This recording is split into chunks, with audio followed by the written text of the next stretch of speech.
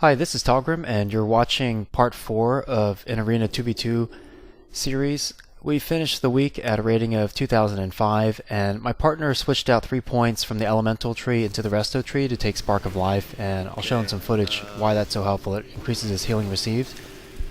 Some of our matches here did really surprise me how they turned out. This particular match, we were fighting a DK Holy Paladin comp, and the match lasted 19 minutes, and you can see here the Paladin still has got mana, so it wasn't an issue of the Paladin running out of mana.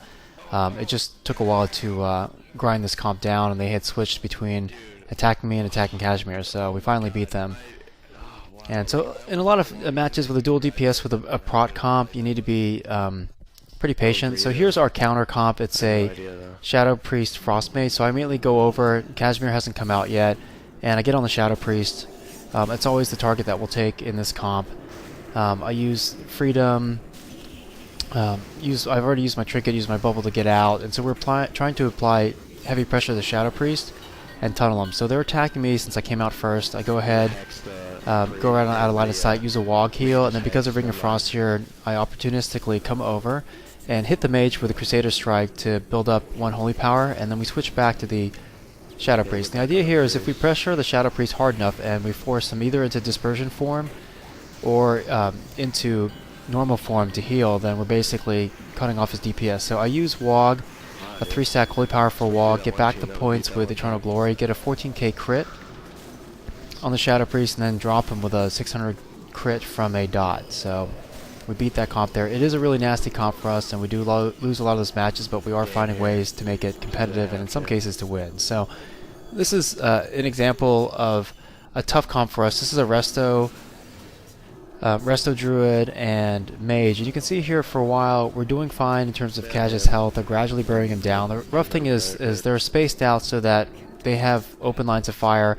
Now, right before I got polyed there, I did pop Hand of Sacrifice, so when Kashmír starts taking damage, some of the damage is transmitted over to me, and then it breaks the sheep effect. So Kashmír, again, he's in the open here, and we're away from the pillars, so he's getting hit pretty hard, and I'm trying to heal him up, and right here I made a mistake. I get counterspelled, and I don't have any holy power. What I should have done instead of trying to cast a spell, because this comp was good, these players were good, they were going to counterspell me the second I try to get off a cast time heal, so I should have gone over to the closer target, whether that was the Mage or Druid, built up some holy power, and then use that to heal Kashmír. And you can see here now I'm not afraid of getting counterspelled because I've already been counterspelled, but as I'm casting my Flash of Light, the Resto Druid Cyclones me. So this comp did play really, really well, and there are going to be matches like this as a dual melee comp where we get CC shut down and they beat us. So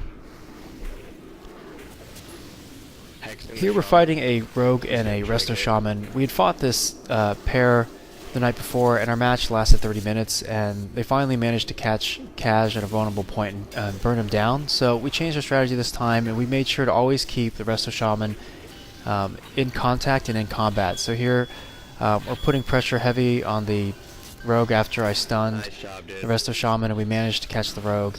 And one thing which is really funny, when you see the stats at the end of this video, people always talk about how, Prot Paladin can't burst, Prot Paladin can't do any damage, and I did over 700,000 damage, and the Rogue only did in the 400. So, in the first clip too, I showed with the DK Holy Paladin, I did like 2.4 million damage, and DK did like 2.1. So, it's true that Prot isn't a pure DPS class, but we can still pack some pretty good punch. So in this case here, we know that the second player is going to be a Rogue. I just get sapped. It's not a Feral Druid because there's no Mark of the Wild buff. And I use my Trinket to get out of that sap. And the reason why I do this is if I wait too long, we're going to get to a point where Kashmír is at such a heal deficit as far as his health that we're going to lose a match. So I come over and stun the Shadow Priest. I did pop the Racial Silence too early. I should have waited a few more seconds until the stun was almost completed.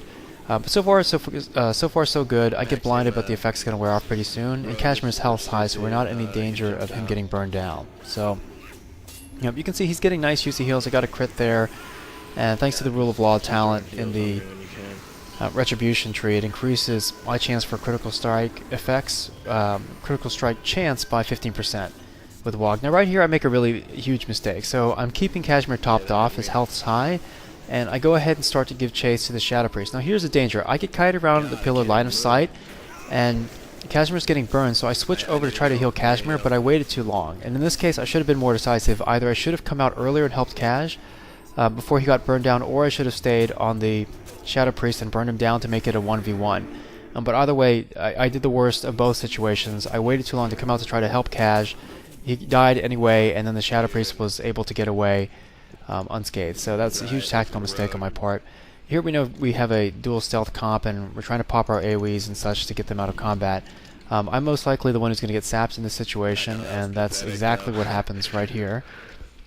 So as soon as I get sapped, right there, I wait until they come out of stealth, and as soon as they do, I go ahead and use my trinket. And again, the name of the game here is not getting too far behind as far as Kashmír's health, because otherwise they will catch us at the vulnerable spot, I'll get CC'd and they'll burn him down. So the other thing to keep in mind too, here in this case there is no Mage, so I go ahead and pop wings immediately.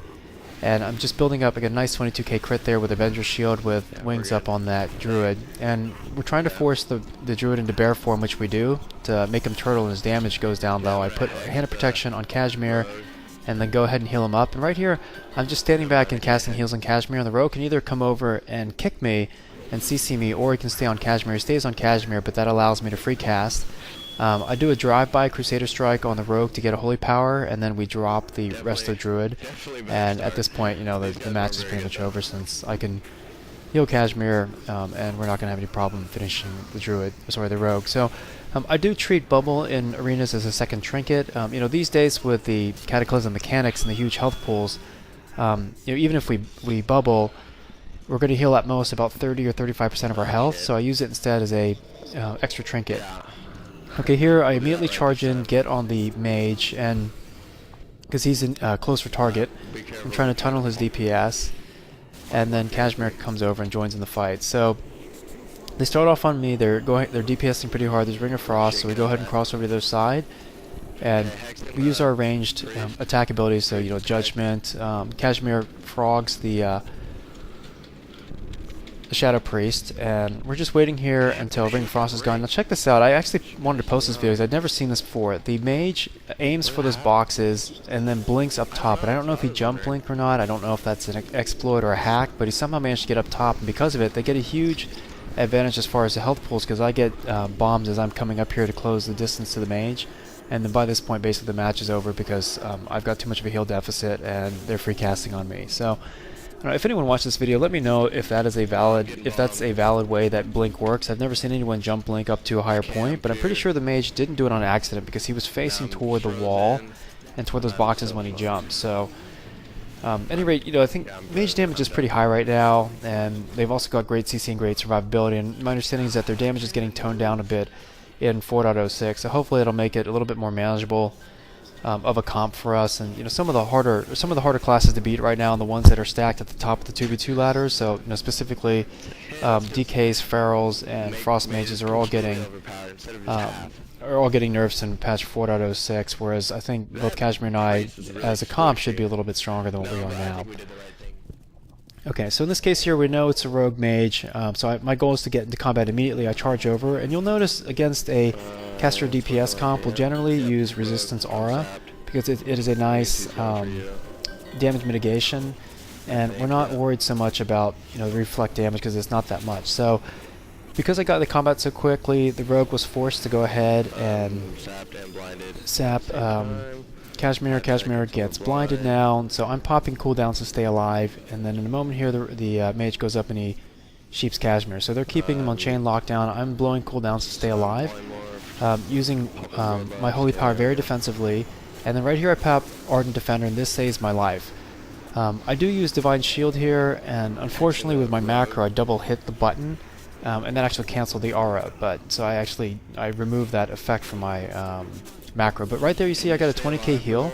That was from the death-defying effect of Ardent Defender, and it gets me just enough health, gives me 20k health, and then I stun the rogue, use a 1 Holy Power Wog, strafe kite away, and use a 3-stack Holy Power Wog from Divine Plea, and manage to stay up just long enough for Kashmír to burn down the Mage. So in a lot of these fights, so I almost always go in first, and the idea is, get me in combat, force our opponents to react to me, because if they don't, I'll free DPS on them.